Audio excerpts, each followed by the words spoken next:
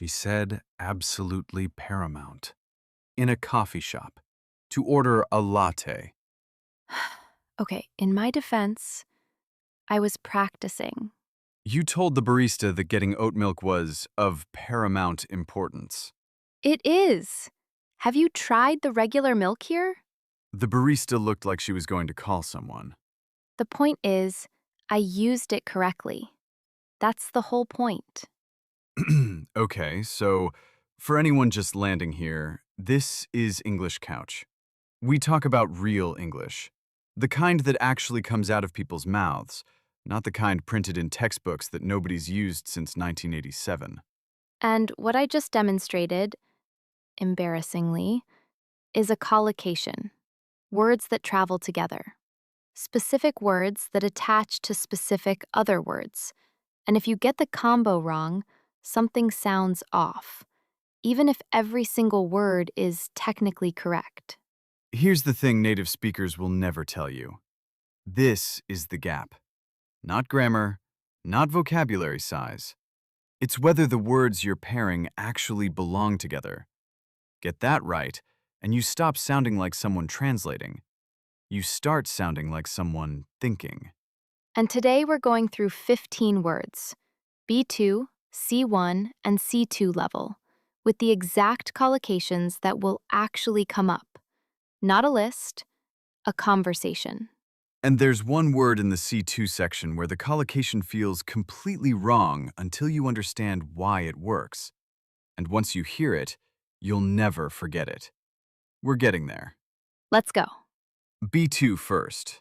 And I want to start with crucial, because everyone knows this word, and almost everyone uses it slightly wrong. The very crucial problem. Exactly. Crucial already means extremely important. So very crucial is redundant. The move is absolutely crucial. That's how native speakers add emphasis. And the collocations, crucial factor, crucial role, crucial element, crucial evidence. These are the ones that actually show up. She played a crucial role in the whole negotiation. That plays a crucial role construction, it's everywhere once you start hearing it. And you can always follow those with in, a crucial factor in our decision. That preposition is almost automatic. Okay, terms. This one has range, and I think it confuses a lot of people because it lives in so many different contexts. Right. Legal side.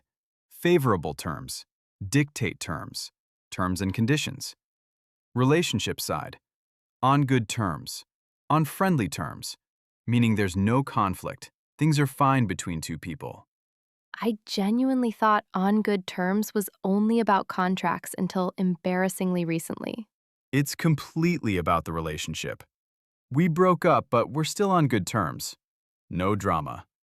And then there's in terms of, which is one of the most useful crossover phrases in English. In terms of salary, the job is great, but the hours are brutal. You're framing a specific angle without sounding stiff or formal. Now, wrongly.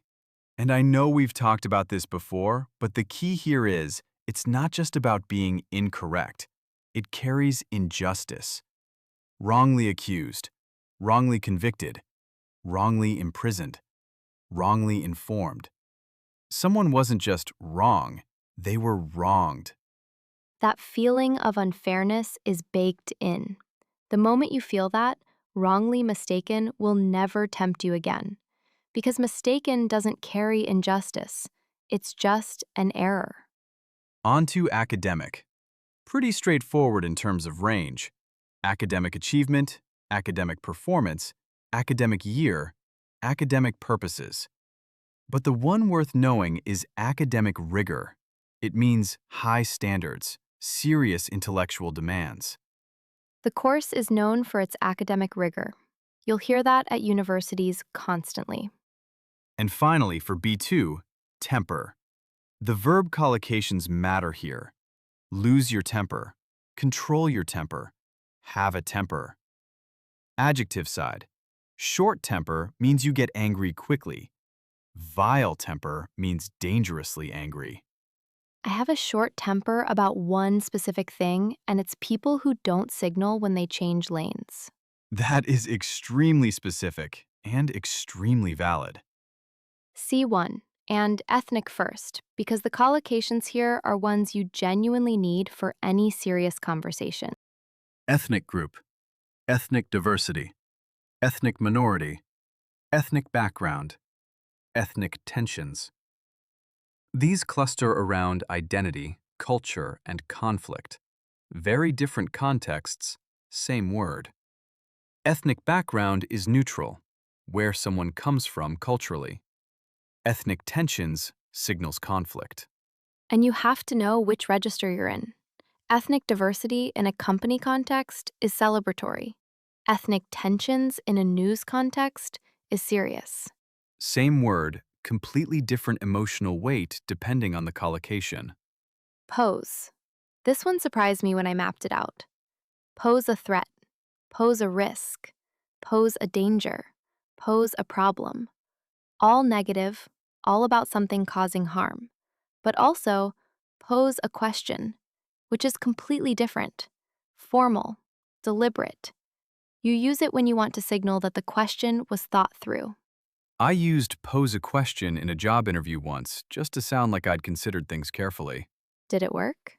I got the job, so yes, the word does work. And immediate. This one has a trap. Immediate danger, immediate response, immediate future, immediate surroundings. All about right now, urgency, proximity. But immediate family is about closeness of relationship, not time. That trips so many people up. You hear immediate family and you think, oh, family that's nearby. But no, it means your closest relatives, parents, siblings, spouse. One word living two completely different lives. Alternate. Two meanings again. Time-based. Alternate days, alternate weeks, meaning every other one. And then the planning sense. Alternate plan, alternate route, alternate explanation. A backup, a different option. We need an alternate plan, and we meet on alternate days. Same word, totally different job. And insight. This one has range too. Valuable insight, fascinating insight, gain insight, offer insight, provide insight, and almost always followed by into. I gained valuable insight into how native speakers actually think about this. That into is doing real work. Without it, the sentence feels like it's waiting for something. And here's what gets me about C1 vocab in general. This is where fluency starts to feel effortless to the listener. B2 words are competent. C1 words are smooth. There's a difference in how they land. Okay, so I want to go back to something Mike said at B2 level. Absolutely crucial, instead of very crucial. Yeah. That's not just a style choice. There's actually a grammatical category behind it. These words, crucial, paramount, imminent, abrupt, they're called extreme adjectives or non-gradable adjectives. And the rule is you cannot put very in front of them. You use absolutely or completely instead. Wait, it's an actual rule? It's a real rule, and native speakers follow it perfectly without knowing it exists. They've just absorbed it from exposure. But learners? Nobody teaches this explicitly. So learners add very to everything and wonder why something sounds slightly off. That explains so much. Like, you can hear that something's wrong, but you can't identify what. And this is the gap.